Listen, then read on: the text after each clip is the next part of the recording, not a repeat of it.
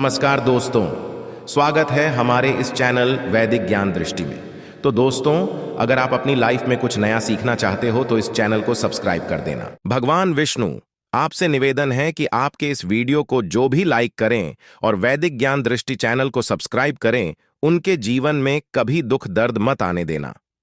दोस्तों, एक साल में करीब 24 एकादशी पड़ती है और 4 मई 2024 को पड़ने वाली वरूथिनी एकादशी सभी एकादशी में सबसे बड़ी मानी जाती है। वरूथिनी एकादशी के दिन त्रिपुष्कर योग, इंद्र योग और वैधृति योग का संयोग बन रहा है। शास्त्रों के अनुसार वैधृति योग में धन लाभ होने से तिगुना फायदा मिलता है। मान्यता है कि इस दौरान किए गए शुभ कार्यों को जीवन में सुख समृद्धि आती है। ऐसा कहा जाता है कि तुलसी के पेड़ में कई देवी देवताओं का वास होता है। किसी विशेष दिन पर, जैसे कि अमावस्या या एकादशी के दिन तुलसी माता की पूजा की जाए तो व्यक्ति की सभी आर्थिक, मानसिक और घरेलू समस्याओं का निदान हो जाता है। एकादशी के दिन विष्णु भगवान के साथ शनिदेव की पूजा भी करते हैं।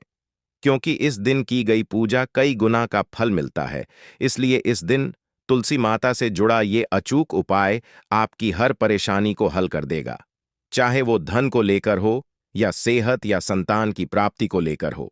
इसलिए दोस्तों, वीडियो को आखिर तक जरूर देखें। और दोस्तों, वीडियो में आगे बढ़ने से पहले आपसे निवेदन है, वीडियो लाइक करना मत भूलिएगा और साथ ही हमारे चैनल वैदिक ज्ञान दृष्टि को सब्सक्राइब जरूर कर लें। तो इस वीडियो को लाइक करके कमेंट में श्री हरि विष्णु जी माम लक्ष्मी लिखना ना भूलें। दोस्तों, मान्यता है कि एकादशी के दिन उपवास रखने और पूजा पाठ करने से घर में सुख समृद्धि बनी रहती है। हर माह में आने वाली एकादशी का नाम अलग अलग होता है। ऐसे ही वैशाख माह के कृष्ण पक्ष तिथि के दिन आने वाली एकादशी को वरूथिनी एकादशी के नाम से जाना जाता है। वरूथिनी एकादशी का व्रत रखने से हर तरह के पापों से मुक्ति मिल जाती है। पंचांग के अनुसार वरूथिनी एकादशी का व्रत वैशाख माह के कृष्ण पक्ष की एकादशी तिथि को होता है। उस दिन व्रत रखते हैं और भगवान विष्णु की पूजा करते हैं। हिंदू पंचांग के अनुसार इस बार वैशाख माह के कृष्ण पक्ष की एकादशी तिथि 3 मई की रात्रि 11:24 पर शुरू होगी और अगले दिन 4 मई को रात्रि के 8:38 पर समाप्त होगी। उदया तिथि के आधार पर वरूथिनी एकादशी का व्रत 4 मई दिन शनिवार को रखा जाएगा। मान्यता है कि इस बार वरूथिनी एकादशी पर आज के दिन यानी कि सर्वार्थ सिद्ध योग, त्रिपुष्कर योग, इंद्र योग और सिद्ध योग का निर्माण भी हो रहा है। इसलिए इस एकादशी पर जो भी पूजन उपाय हम करेंगे, कई गुना अधिक पुण्य फलों की हमें प्राप्ति होगी। वरूथिनी एकादशी बड़ी से बड़ी विपदा से भी छुटकारा दिलाती है। यह एकादशी भगवान नारायण और लक्ष्मी की कृपा प्राप्त करने के लिए बहुत खास मानी जाती है। तो इस साल वरूथिनी एकादशी बहुत खास संयोग लेकर आ रही है। इस दिन पूजा, व्रत, दान आदि धार्मिक कार्य करने वालों पर लक्ष्मी नारायण की कृपा बरसेगी। सबसे पहले आप सबको बता दें कि वरूथिनी एकादशी का शुभ मुहूर्त कब है। वरूथिनी एकादशी के दिन आप सूर्योदय के बाद से ही भगवान विष्णु की पूजा अर्चना कर सकते हैं। ऐसे में उदया तिथि के अनुसार वरूथिनी एकादशी 4 मई को है। वरूथिनी एकादशी शुभ योग। इस दिन भगवान विष्णु को प्रसन्न करने के लिए कुछ लोग व्रत रखते हैं और पूजा करते हैं।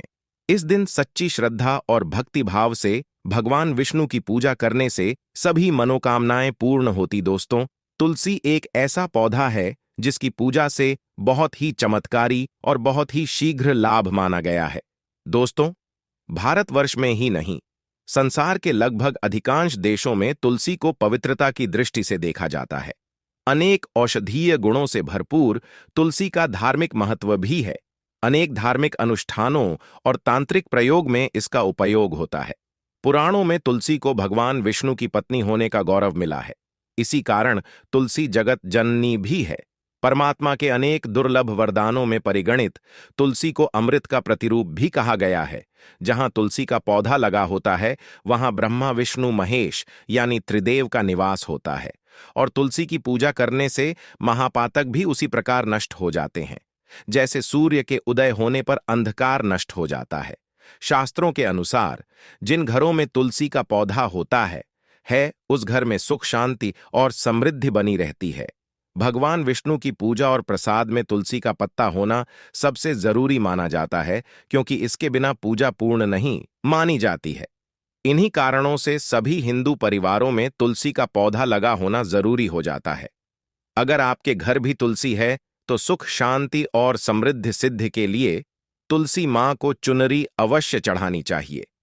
अक्सर लोग जाने अनजाने में कई गलतियां कर देते हैं। वे तुलसी का पौधा तो लगा लेते हैं, लेकिन तुलसी मां को चुनरी नहीं उड़ाते, जिसके कारण उन्हें फलों की प्राप्ति नहीं हो पाती। हमेशा याद रखें, माता तुलसी को चुनरी अवश्य चढ़ानी चाहिए। तुलसी पर चुनरी जरूर चढ़ानी चाहिए। तुलसी न केवल एक पौधा है, बल्कि यह हमारे मां के समान है। घरों में तुलसी को चुनरी ओढ़ाकर रखा जाता है, लेकिन इसका ध्यान कुछ लोग ही रखते हैं।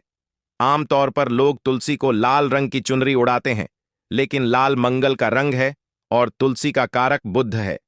बुध और मंगल मित्र नहीं है। बुध के अनुकूल ग्रह शुक्र और शनि है।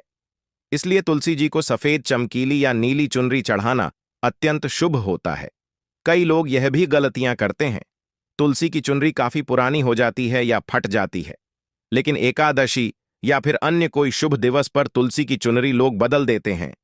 लेकिन आपको न केवल त्योहारों पर चुनरी बदलनी चाहिए, बल्कि साफ सुथरी चुनरी मां तुलसी को हमेशा उठानी चाहिए। बगैर चुनरी के तुलसी माता अच्छी नहीं लगती।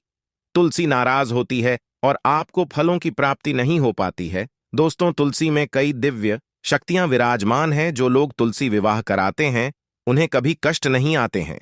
स्वर्ग की प्राप्ति होती है। मां बड़ी प्रसन्न होती है। शालिग्राम और तुलसी का विवाह करने से सारे अभाव, कला, पाप, दुख और रोग दूर हो जाते हैं। दोस्तों, तुलसी के पास ये चीज कभी ना रखें। तुलसी मां होती है क्रोधित। जहां तुलसी का पौधा होता है, वहां आपको अपने मुख से कड़वे बोल नहीं बोलने चाहिए। प्रत्येक एकादशी में तुलसी मां और देवी माता लक्ष्मी को शुद्ध घी का 9 बत्तियों वाला दीपक अर्पित कर उनकी आरती करें। एकादशी के दिन ब्रह्म मुहूर्त में उठकर तुलसी में सिक्का ने लाल रंग के वस्त्र में बांधकर तुलसी के गमले में डाल दें। ऐसा करने से घर में धन समृद्धि का आगमन होने लगता है और घर में से गरीबी और दुहक दर्द खत्म होना शुरू हो जाता है। क्योंकि तुलसी मां को लक्ष्मी मां का वरदान मिला हुआ है, इसलिए धन की देवी मां लक्ष्मी आपके घर में कृपा बरसाना शुरू कर देती है। वरूथिनी एकादशी के दिन तुलसी पर कच्चा दूध चढ़ाएं। ऐसा करने से पितृदोष कर्ता होते हैं और हमारे पितर हमें आशीर्वाद के रूप में धन के द्वार खोलते हैं और आपके ऊपर असीम कृपा बरसती है। वरूथिनी एकादशी के दिन सुहाग का सामान चढ़ाने से घर में खुशहाली आती है, जैसे कि कुमकुम, आभूषण, बिंदी, चूड़ियां, लाल साड़ी या चुनरी आदि चीजें तुलसी को चढ़ाएं। कच्चा दूध, मिठाई का भोग लगाएं। ऐसा करने से तुलसी माता प्रसन्न होती हैं। घर में मां लक्ष्मी का वास होता है। धन प्राप्ति का आशीर्वाद मिलता है। शाम के समय एकादशी के दिन मां तुलसी के पास घी का दीपक जला लें और उसमें थोड़ा सा सिंदूर डालकर अपनी पति की लंबी आयु की कामना करें। एकादशी के दिन तुलसी के पौधे में हल्दी की गांठ बांध दें। ऐसा करने से नकारात्मकता, ऊर्जा का नाश होता है। भगवान विष्णु आपसे निवेदन है कि आपके इस वीडियो को जो भी लाइक करें और वैदिक ज्ञान दृष्टि चैनल को सब्सक्राइब करें, उनके जीवन में कभी दुख दर्द मत आने देना। दोस्तों, साथ ही घर में सकारात्मक ऊर्जा का वास है। उसके अनुसार तुलसी को हमेशा विषम संख्या में रखना चाहिए। इसलिए अपने घर में एक 3 या 5 तुलसी के पौधे रखें। ऐसा करने से वास्तु दोष दूर होता है। अगर आपके घर में तुलसी का पौधा नहीं है, तो इस दिन तुलसी का पौधा लगाना शुभ होता है। साथ ही इस दिन विधि विधान से गई पूजा बहुत फलदायी सिद्ध होता है। इसलिए इस एकादशी के दिन अगर आपके घर में तुलसी का पौधा नहीं है, तो वरूथिनी एकादशी के दिन तुलसी मां की अपने घर ले आए। ज्यादातर घरों पर रामा तुलसी ही लगाई जाती है, जो हरे रंग की होती है। इस तुलसी के पौधे को उज्ज्वल तुलसी, श्री तुलसी तुलसी भी कहा जाता है। कहते हैं, राम तुलसी घर में लगाने से सारे कष्ट दूर होते हैं और सुख, समृद्धि और खुशहाली में आती है। इस दिन के दीपक को सबसे ज्यादा शुभ और पवित्र माना जाता है। आटे का दीपक तुलसी के नीचे जलाने से मां लक्ष्मी के साथ मां अन्नपूर्णा का आशीर्वाद मिलता है। अगले दिन इस दीपक को गाय को खिला दें। इस उपाय से शुभ फल के साथ आर्थिक स्थिति भी मजबूत होगी। और इस दिन तुलसी पर यदि आप घी का दीपक लगा रहे हैं तो उसे लगाने से पूर्व उसमें थोड़ा सा अक्सर डालें और दिया जलाएं। इस उपाय से दरिद्रता दूर भागती है और मां लक्ष्मी प्रसन्न होती है। वरुथिनी एकादशी के दिन लाल कपड़े में तुलसी के पत्ते लपेटकर घर की तिजोरी में रखें। फिर एकादशी की पूजा के दौरान उन पत्तों को मां लक्ष्मी एवं भगवान विष्णु के चरणों में अर्पित करें। इसके बाद तुलसी के पत्तों के साथ 1 रुपए का सिक्का लाल कपड़े में लपेटकर अपने पर्स में रख लें। इससे धन लाभ के योग बनने लगेंगे। किसी भी एकादशी के दिन तुलसी के पत्ते तोड़ने निषेध होता है। कहते हैं कि एकादशी और रविवार के दिन भूलकर भी तुलसी के पत्तों को न तोड़ और न ही जल अर्पित करना चाहिए। ऐसा करने से घोर पाप लगता है। कल है वैशाख माह का सबसे बड़ा दिन, यानी कि मोहिनी एकादशी। सूर्य देव को जल देने वाले नोट में डाल दें, यह गुप्त चीज। दोस्तों, भगवान श्री राम ही सूर्यदेव को जल चढ़ाने से पूर्व जल में कुछ पवित्र चीजें डालते थे। इसे सूर्यदेव को जल्द ही पसंद किया जा सकता है। दोस्तों, एक समय की बात है, धर्मराज भगवान श्री के पास आते हैं। जिस वक्त श्री सूर्यदेव को जल अर्पण करें, धर्मराज कुछ असमंजस में पड़ गए और भगवान श्री से पूछ लिया कि हे माधव, आपस में विष्णु अवतार हैं, इस समस्त संसार के स्वामी हैं। सूर्य चंद्र, आप कहीं नेत्र हैं तो फिर आप साधारण मनुष्यों की भांति सूर्यदेव को जल अर्पण कर रहे हैं। इसका महत्व मैं जानना चाहता हूं। भगवान श्री कृष्ण मुस्कुराए और धर्मराज से कहा, सूर्यदेव का स्थान मनुष्यों, धरती, आकाश, देव, दानव, इन सभी के मैंने अपने हर अवतार में सूर्यदेव को जल अर्पण कर उनका आशीर्वाद प्राप्त किया है। जब मैंने राम अवतार लिया था तभी मैंने सूर्यदेव की कृपा से यश की प्राप्ति की थी। सूर्यदेव की कृपा से ही यह प्रकृति सजीव है। उनके अस्तित्व सही यह सृष्टि हजारों साल से पनप रही है। संपूर्ण संसार का विनाश हो सकता है किंतु सूर्य कदापि समाप्त नहीं हो सका। पृथ्वी पर अगर कोई साक्षात देव नजर आते हैं तो वे केवल देव ही हैं। हर मनुष्य को जीवन में सूर्यदेव की आराधना अवश्य करनी चाहिए। माधव के ऐसे कथन सुनने के पश्चात धर्मराज सूर्यदेव के भक्त बन गए। सूर्यदेव की महिमा कितनी उदार है, इसका वर्णन भगवान श्री कृष्ण करते हैं। और इसलिए आज हम आपको कुछ ऐसे उपाय बताएंगे जिसे अगर आपके जीवन में भी कई प्रकार के कष्ट हैं तो दूर हो सकते हैं। बस आपको इतना है कि सूर्यदेव को जल अर्पित करते समय में कुछ पवित्र चीजें अवश्य डालें। तो आइए जान लेते हैं कौन सी है वो चीजें। सबसे पहली बार दोस्तों, अगर सुहागिन महिलाएं अपने पति की लंबी उम्र की कामना हेतु सूर्यदेव को जल अर्पण कर रही है तो जन्मेथौर कुमकुम अवश्य डालें और सूर्यदेव से अपने सुहाग के भाग्य की कामना करें। ये उपाय सुहागिन महिलाएं पति सुबह स्नान शुद्ध के बाद करें। दूसरी बात, यदि आपके घर में कोई बहुत समय से बीमार है और उसका स्वास्थ्य आए दिन खराब रहता है तो सूर्यदेव को जल अर्पण करते वक्त उसमें 2 तुलसी के पत्ते अवश्य डालें और थोड़ा सा जल बीमार व्यक्ति के ऊपर अवश्य चुके। अगर बीमार व्यक्ति ये को नहीं कर सके तो घर का कोई भी सर से उनके लिए सूर्यदेव को जल अर्पण कर सकता है और व्यक्ति के स्वास्थ्य के लिए प्रार्थना भी कर सकता है। तीसरी बात, दोस्तों, यदि आपके विवाह के कार्य में अड़चन उत्पन्न हो रही है या आपके विवाह के योग अभी तक नहीं बन रहे हो तो प्रतिदिन सुबह सूर्य से पहले जाकर स्नान आदि शुद्ध के बाद सूर्य को जल अर्पण करते वक्त जेल में थोड़ी सी हल्दी अवश्य डालें। यह उपाय अवश्य आपके लिए कारगर साबित होगा। चौथी बार, यदि प्राप्ति नहीं हो रही है या संतान योग नहीं बन रहा तो महिलाएं सूर्यदेव के जल में थोड़ा सा घी और कच्चा दूध डालकर संतान प्राप्ति की कामना के साथ सूर्यदेव की आराधना करें। ये उपाय अगर आपकी संतान कोई कष्ट रहते हैं या उनका कार्य नहीं बनता है तो उसके कष्टों को समाप्त करके उसको सफलता दिला सकते हैं।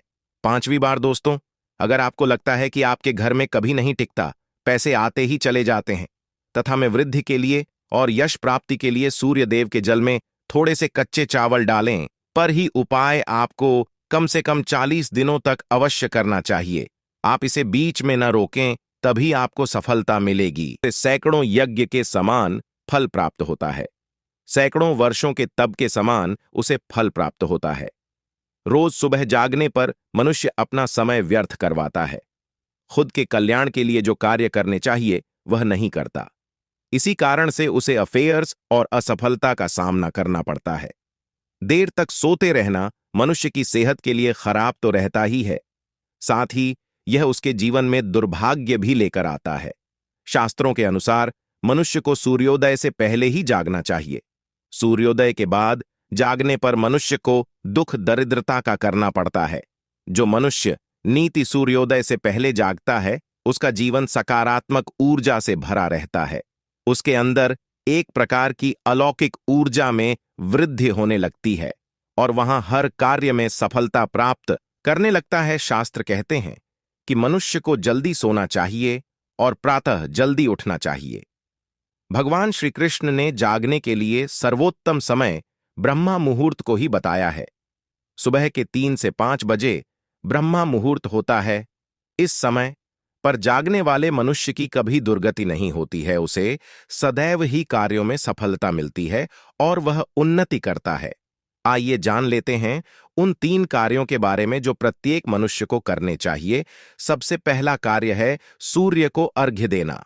भगवान श्री कृष्ण कहते हैं, नित्य सूर्य को अर्घ्य देने वाले मनुष्य को कभी पराजय का सामना नहीं करना पड़ता है।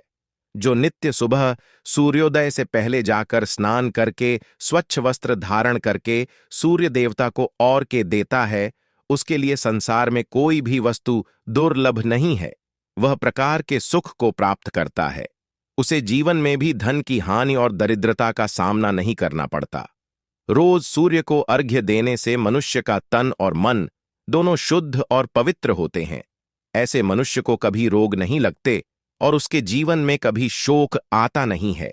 वह सदैव ही प्रसन्न और ऊर्जावान रहता है। इसीलिए प्रत्येक मनुष्य को रोज सुबह उठकर स्नान करने के बाद तांबे के पात्र में जल भरकर सूर्य देव को अर्घ्य देना चाहिए। जिस घर की महिलाएं रोज सूर्य को अर्घ्य देती हैं, उसके घर में कभी दुख दरिद्रता का वास नहीं होता है, उसके घर में कभी अकाल मृत्यु नहीं होती है और घर पर कभी बड़ा संकट नहीं आता है।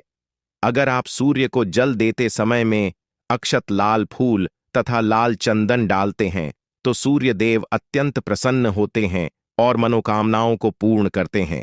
दूसरा कार्य है तुलसी की पूजा करना। भगवान श्री कृष्ण को तुलसी का पौधा सबसे अधिक प्रिय है। पुराणों में माथु उसी को मां लक्ष्मी का ही रूप माना गया है। श्री कृष्ण कहते हैं, जिस स्थान पर तुलसी का वास होता है उस स्थान पर पवित्रता और सकारात्मकता का वातावरण होता है। जो स्त्री की पूजा करती है वह कभी पथ भ्रष्ट नहीं होती है। तुलसी की नित्य पूजा करने वाली स्त्रियों को चरित्रवान तथा पतिव्रता कहा गया है। इसीलिए घर में तुलसी का पौधा अवश्य होना चाहिए।